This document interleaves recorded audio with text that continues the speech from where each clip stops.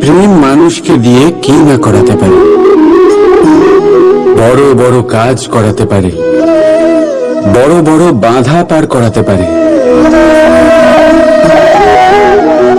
চাইলে মরুভূমিতে কুয়ো খোঁড়াতে পারে, পর্বত পার করাতে পারে, প্রতিটা অসম্ভব কার্য সম্ভব করাতে পারে।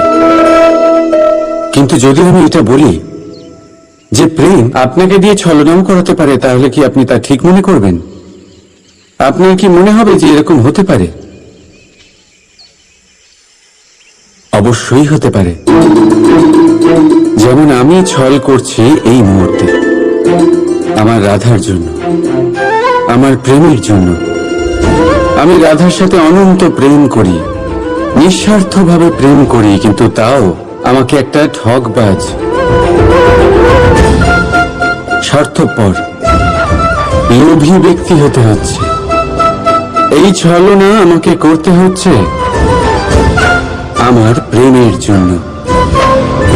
এবারে আপনারা আমাকে বলবেন যে কেন কৃষ্ণ এসব করার কি দরকার?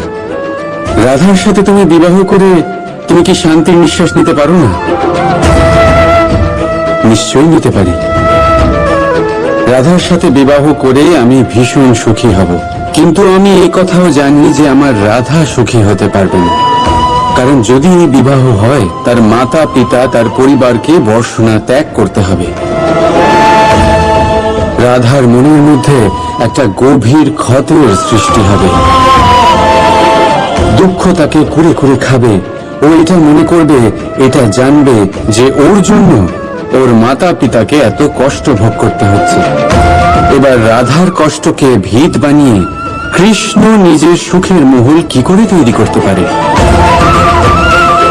কারণ যাদের আপনি ভালোবাসেন শুধু তাদের ভাবনা নয়, আপনার প্রেমিক যাদের ভালোবাসে তাদের ভাবনার খেয়াল রাখাটাও আপনারই কর্তব্য। আর কখনো কখনো নিজের প্রেমকে উঁচুতে উঠতে দেখতে গেলে আপনাকে নিজেকে নিচে নামতে হবে। এমন কোনো কাজও আছে যা আপনাকে আপনার প্রেমের জন্য করতেই হবে।